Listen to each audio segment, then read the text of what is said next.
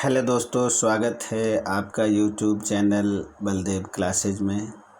और आज मैं आपके लिए एक शॉर्ट स्टोरी का पहला लेसन, शॉर्ट स्टोरीज नामक एक इंटरमीडिएट में पुस्तक चलती है, उसके पहला पार्ट द गोल्ड वॉच, जिसको पॉन्जी करा रफ़ी ने लिखा है, पी रफ़ी भी आप कह सकते हैं।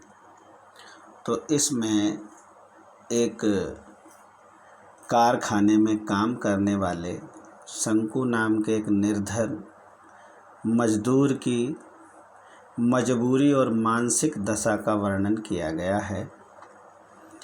शंकु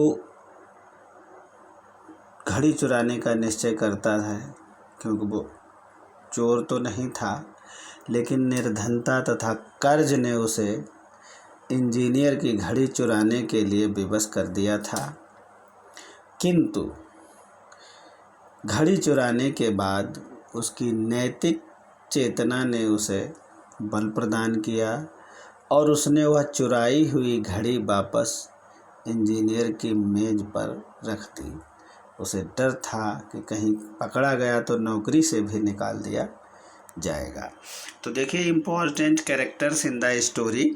कहानी में महत्वपूर्ण पात्र शंकु, ये पुअर लेबरर इन ए फैक्ट्री, एक गरीब फैक्ट्री में काम करने वाला गरीब मजदूर शंकु है।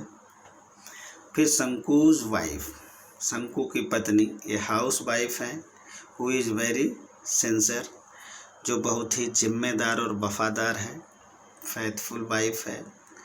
माधवन, ये फेलो वर्कर ऑफ शंकु, माधवन साथ में काम करता है, शंकु के साथ फैक्ट्री में काम करता है। अ कॉलेज ऑफ शंकु कह सकते हैं, कॉलेज ऑफ शंकु अर्थात सहकार्यकर्ता, सहकर्मी। Engineer employed at the factory where Shanku worked, उस फैक्ट्री का बॉस जहाँ शंकु काम करता था वहाँ एक इंजीनियर है, अंग्रेज इंजीनियर था। अली एक दुकानदार है, शॉपकीपर है।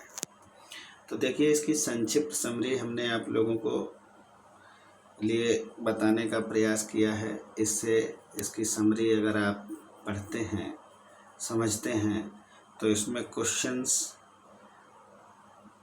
कोई भी क्वेश्चंस आ जाते हैं, कितने भी आते हैं, तो आप उनका उत्तर आसानी से दे सकते हैं।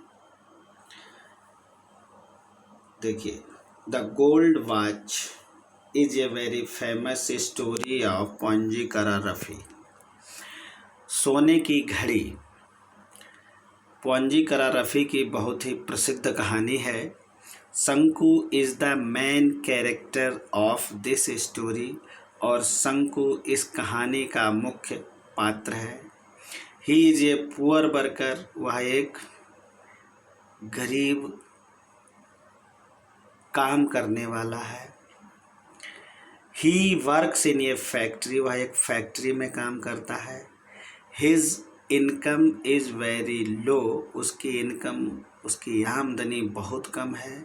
As he is a low paid worker, जैसे कि वह एक कम मजदूरी प्राप्त करने वाला है। ही हैज़ ए वाइफ, उसकी एक पत्नी है। एंड 2 चिल्ड्रन, और 2 बच्चे हैं। The third child is about to come soon, और तीसरा बच्चा भी जल्दी पैदा होने वाला है, उसके घर आने वाला है। शंकु has many problems in his life, शंकु के जीवन में बहुत सी समस्याएं हैं। He has 2 types of problems, उसकी 2 प्रकार की समस्याएं हैं।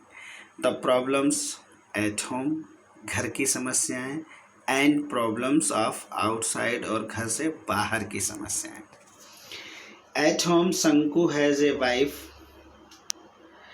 घर में शंकु की एक पत्नी है। एंड 2 चिल्ड्रन, और 2 बच्चे हैं, जैसा कि मैंने पहले भी बताया है।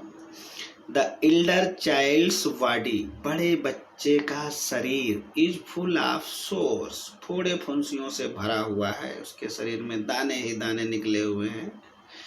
ही has to buy ointment to him, उसे उनके लिए, उन फोड़े फुंसियों के लिए एक मलहम खरीदना है, दवाई लानी है।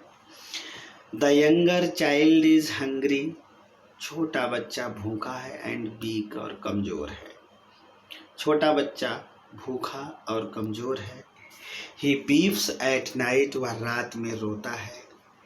His wife is about to give birth to another child, और उसकी पत्नी और एक बच्चे को जन्म देने वाली है।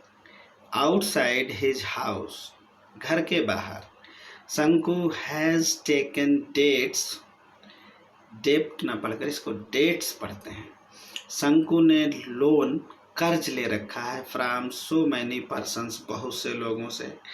He has taken loan from his fund also, और उसने अपने फंड से भी लोन ले रखा है, चाहे वो जीपीएफ का फंड हो, किसी प्रकार का उसने फंड से भी लोन ले रखा है।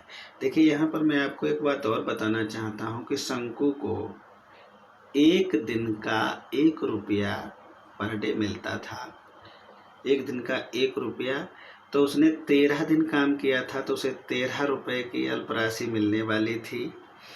और उसे दुकान से खरीदारी जो की थी उसके लिए 4.5 रुपये चुकाने थे।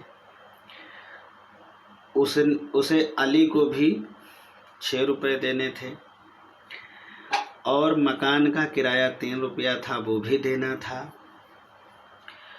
और उसने 12 पैसे, 25 पैसे, 50 पैसे विभिन्न लोगों से उधार ले रखे थे।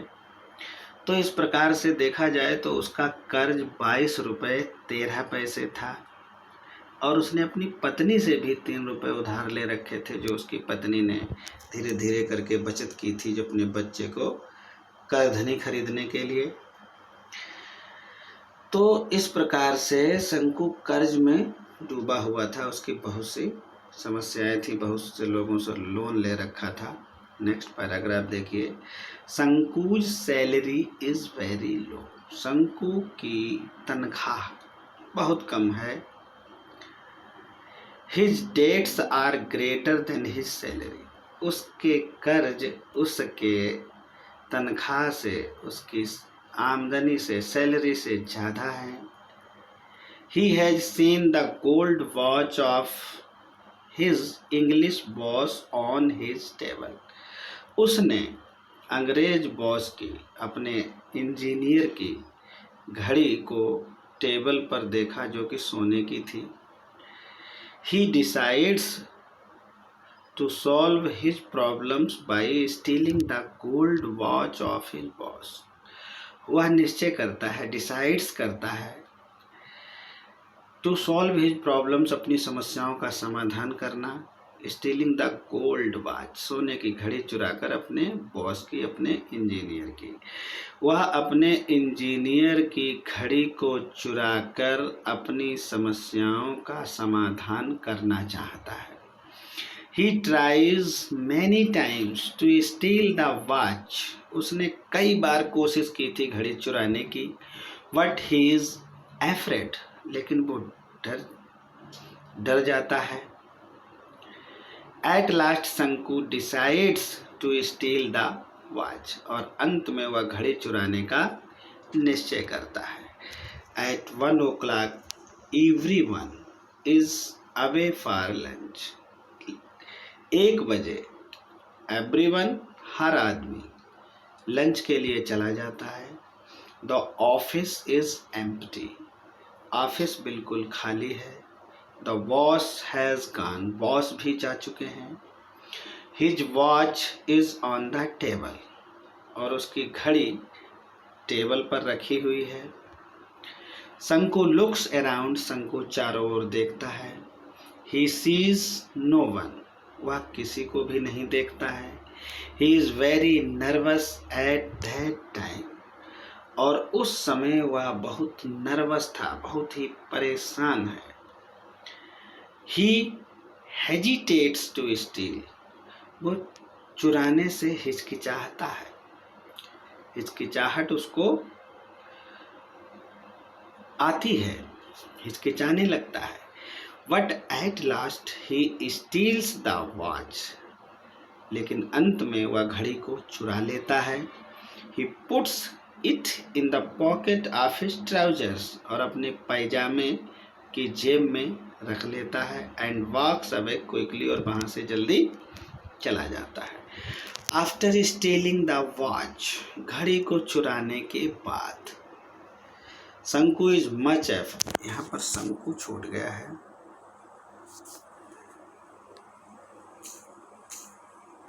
शंकु